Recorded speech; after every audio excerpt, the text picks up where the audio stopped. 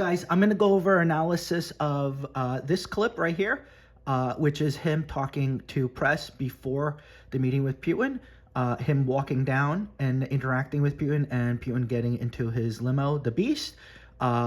Then the press conference, which was about 12 or 13 minutes, and analysis of that as well. So I'm going to go over these three things, and so just bear with me as I go through them, okay? So first, I want to actually play this because you may not have seen this, so let me play this, and then I'll go through the analysis. You care about it. They lost last week. 7,011 people were lost, almost all soldiers. 36 people in a town which got hit by a missile, but over 7,000 soldiers. It's crazy. Can you describe a little bit, Mr. President, because I know you've had a lot of phone calls with President Putin. What's the difference in a face-to-face, in-person meeting? Look, he's a smart guy, been doing it for a long time, but so have I. Been doing it for a long time. And here we are, we're president. That was much more difficult than what I'm doing today, believe me. So we get along. There's a good respect level on both sides, and I think, something's going to come of it. I noticed he's bringing a lot of business people from Russia, and that's good. I like that because they want to do business, but they're not doing business until we get the war settled. Are you going to talk about business? When you talk business, we have the hottest country on earth. We have the hottest economy on earth. We have the hottest country. We just set a new stock market record again. We have hundreds of billions of dollars flowing in from tariffs.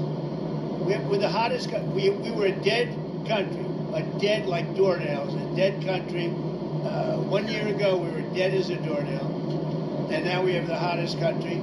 And he wants a piece of that because his country is not hot economically. In fact, it's the opposite. And China's not doing well economically, but look, I want everybody to do well. The war's got to stop and the killing's got to stop. Mr. President, what do you stop? Thank you for coming back to take questions. We saw that Russia continued its violence into Ukraine last night, launching even more drones. What did you make of that? I think they're trying to negotiate. He's trying to set a stage. I mean, in his mind, that helps him make a better deal. It actually hurts him. But in his mind, that helps him make a better deal if they could continue the killing. Maybe it's a part of the world. Maybe it's just his fabric, his genes, his genetics. But he thinks that makes him, gives him strength in negotiating. I think it hurts him, but I'll be talking to him about it later. On the table for discussions today, Mr. President, are the territorial swaps on the table? Will you be discussing that? They'll be discussed, but I've got to let Ukraine make that decision. And I think they'll make a proper decision. But I'm not here to negotiate for Ukraine. I'm here to get them at a table, and I think you have two sides. Look, Vladimir Putin wanted to take all of Ukraine. If I wasn't president, he would right now be taking all of Ukraine, but he's not going to do it. Mr. President, what did you mean? Just one thing. What about the possibility of the United States providing security guarantees to Ukraine? Maybe, along with Europe and other countries. Not in the form of NATO, because that's not going to, there are certain things that aren't going to happen. But, yeah, along with Europe, there's a possibility of that. Mentioning the number of business people that President Putin is bringing along, is that something that you want to discuss with President Putin at this meeting? If we make progress, I would discuss it, because that's one of the things that they would like. They'd like to get a piece of what I built in terms of the economy. Just so you know, we were a dead country with our economy. He wouldn't be interested. He wouldn't have been interested a year ago with the Biden economy. But he is interested in the Trump economy because we're doing. Wait till you see when those factories start opening up. We have hundreds of factories all over the country, and that includes auto factories, AI factories, and every other. They're all coming in because they want to beat the tariffs. Because if they open here, they don't have to pay tariffs. If they don't open here, they have to pay, in some cases, 200%, 300%. I haven't even set some of the tariffs yet. I'll be setting tariffs next week and the week after on steel and on, I would say, chips. Chips and semiconductors we'll be setting sometime next week, the week after. What rate are you looking at? What rate? I'm going to have a rate that is going to be lower at the beginning.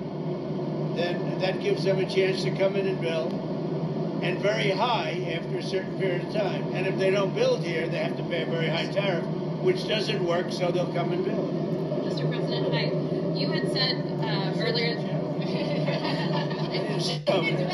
Isn't he a gentleman? He's a nice. He's helping me out. He's a very nice. He's one of the few nice ones, actually. You had said earlier this week that Putin would face severe consequences if you get the sense from him that he's not interested. What do you mean by that? Economically severe. Yes, it will be very severe.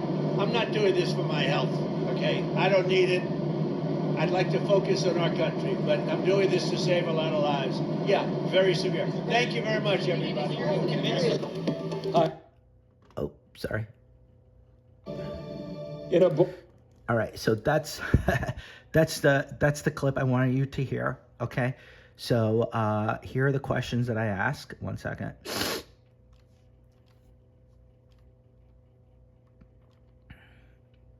Okay, this is all transcribed. Okay, so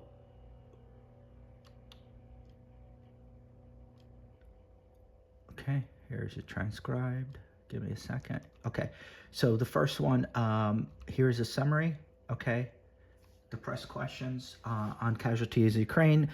Trump claimed 7,000 killed last week, mostly soldiers, a number far higher than any verified estimates. On the meeting face-to-face, Trump says he respects Putin, describes as smart, and emphasized business opportunities if war ends.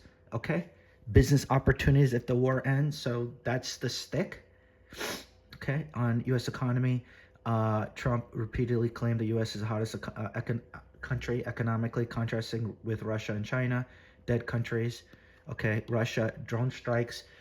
Trump said Putin thinks violence strengthens his negotiating position through his, though he personally believes it weakens it.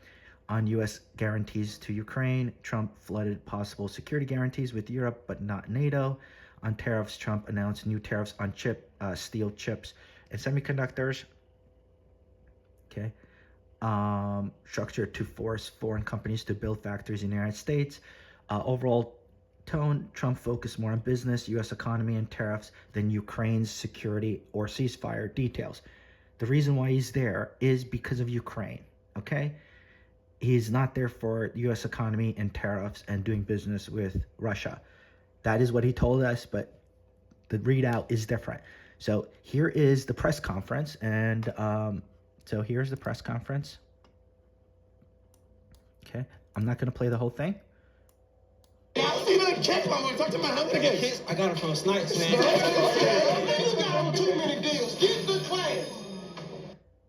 In Ohio. This is the press conference. Okay, we've seen it. I'm not going to play it. Okay, you can play it for yourself. It's available. Okay, I just took it. I wanted to find out how long it was. So Putin talked 8 minutes, 30 seconds, 1,600 words. Trump talked 4 minutes, 850 words. Total combined press conference was only 12 minutes and 30 seconds. Putin spoke about twice as long as Trump. I wanted to find that out. And because he spoke first, we know what, let's see what happened. The main points for Putin, framed Ukraine as a brotherly nation, but said war stems from fundamental threats to Russia's security, claimed resolution requires addressing roots and restoring balance of security in Europe, suggested U.S. and Trump are constructive, but warned Europe should not throw a wrench into agreements. This implied Putin is preemptively blaming European leaders, NATO, EU capitals, if peace efforts stall. Okay, so I want to mention that because a lot of people are not talking about the wrench. Okay, so that's the wrench he mentioned. U.S. and Trump, okay, praised Trump. This is Putin, by the way, in his 8 minutes. Praised Trump personally for striving to understand Ukraine's history and being sincere. Said Trump cares about prosperity of his nation, but also understands Russia's national interest. Repeated Trump's talking point, if Trump had been president in 2022, there would be no war. This is historically false, but Putin reinforced it to undermine Biden by shifting blame for the war to him. Okay? Strengthen Trump's domestic narrative that only he could have prevented this invasion, and then position Trump as Russia's preferred negotiating partner. Okay, blame responsibility explicitly suggested Biden previous U.S. administration let things escalate to a point of no return, did not accept any blame for the invasion or escalation himself on Ukraine, by the way. An agreement with Ukraine, okay? This is how much he talked about Ukraine. Mention agreement, but offered no terms. Instead, cast doubt on Europe, implying that could sabotage progress, wrench in the works, likely a strategy to fracture U.S. and EU unity and a shift blame away from Russia. So here are Trump's main talking points. They're very small because he only talked for 4 minutes. Repeated he has a fantastic relationship with Putin. Said he was hurt by Russia hoax, but that Putin understood it.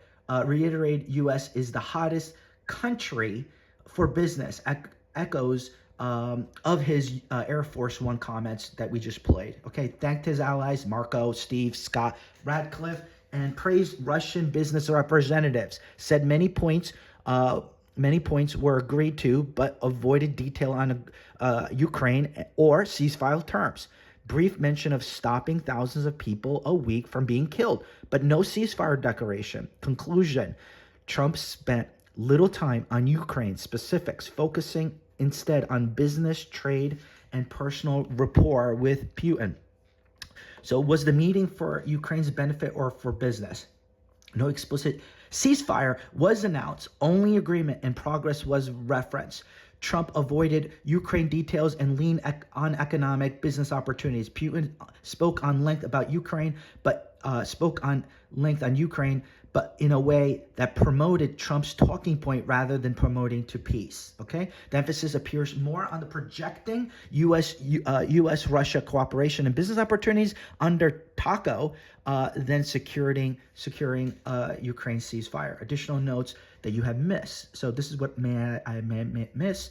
Putin invoked historical World War II U.S.-Russia cooperation, Lend-Lease via Alaska to frame current talks as part of the shared heritage. He referenced trade growth of 20% under Trump and stressed potential in tech, space, Arctic cooperation. Okay, Trump floated next time in Moscow, signal possible follow-up summit. Okay, so Putin said that. Okay, come to Moscow next time. Here's the body language. Putin, okay, this is from the press conference. Controlled, confident, occasionally smiling when emphasizing shared heritage or praising Trump. Strong posture, steady eye contact, projecting dominance as a loudspeaker. Trump, noticeably tired. His eyes did droop, close at times during Putin's speech. Okay, giving the impression of fatigue and disengagement. He was sleeping, guys, okay?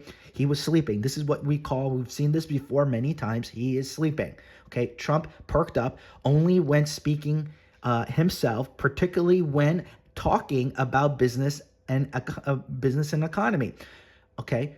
Trump looked fatigued, even on edge of sleep during Putin's remarks, which contrasts with Putin's energetic delivery. Okay, what else did the video show?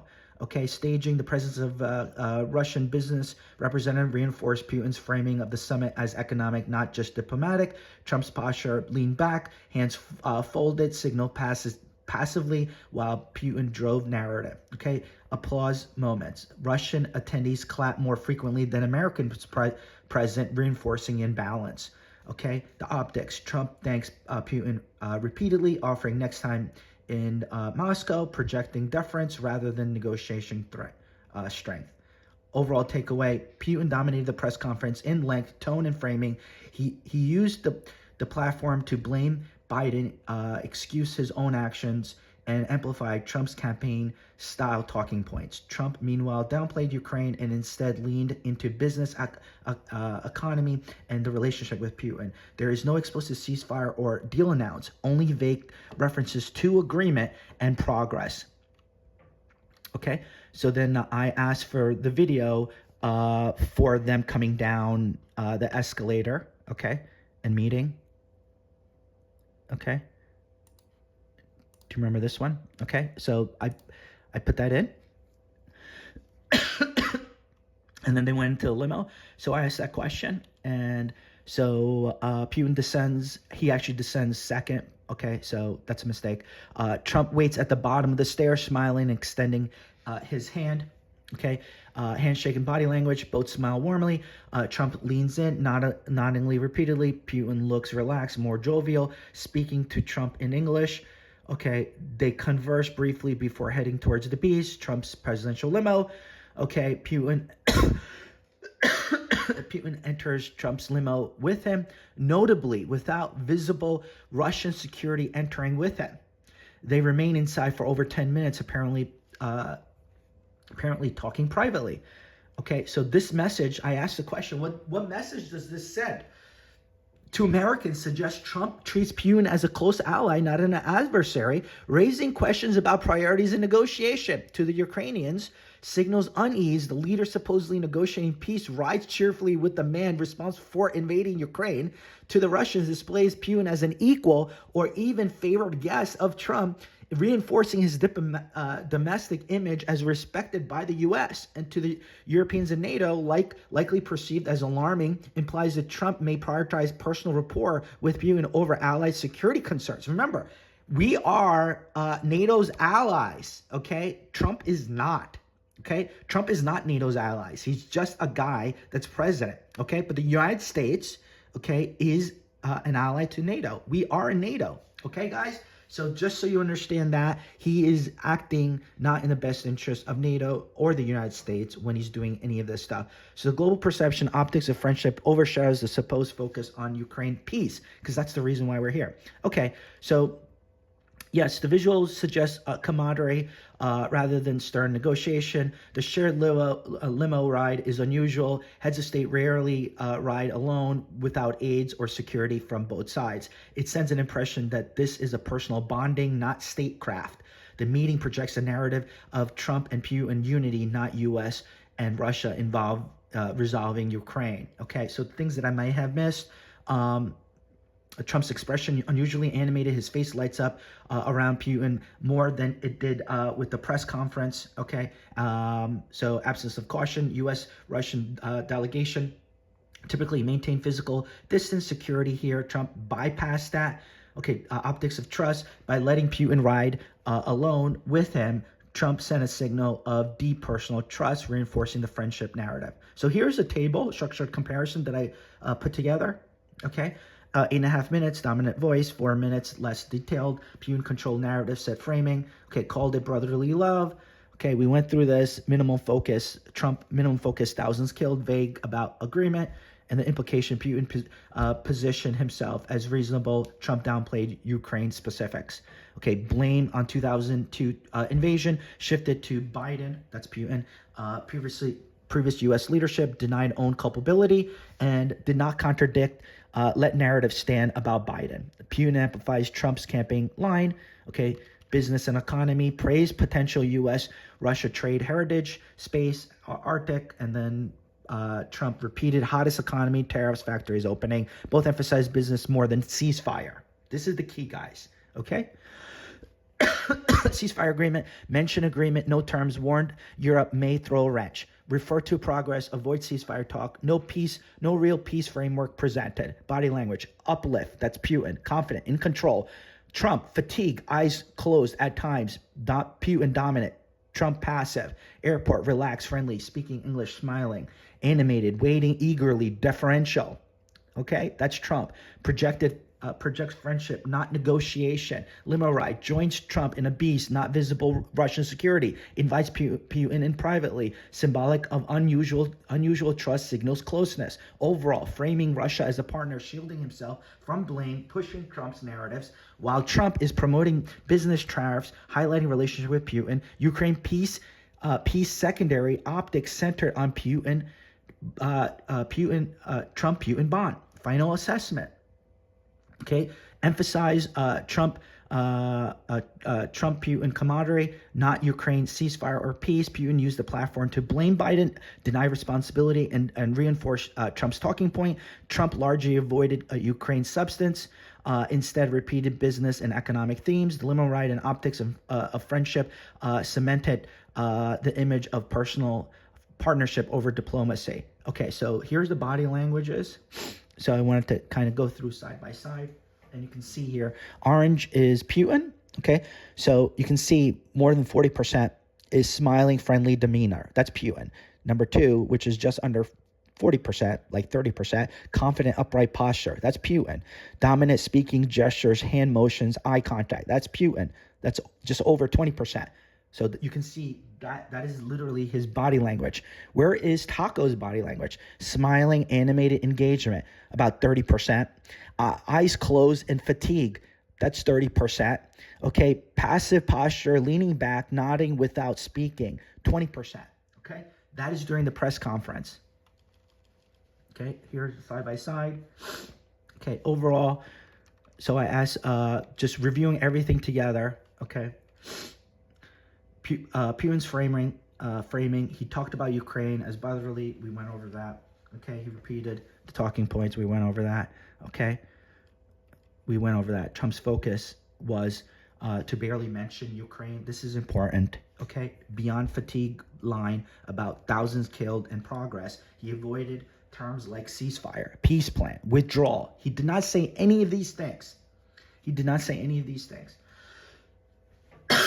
Instead, he leaned heavily on U.S. economic strength, hottest country, tariffs, factories, and business opportunities, personal rapport with Trump, fantastic relationship, gratitude towards Russian business representatives present, and body language.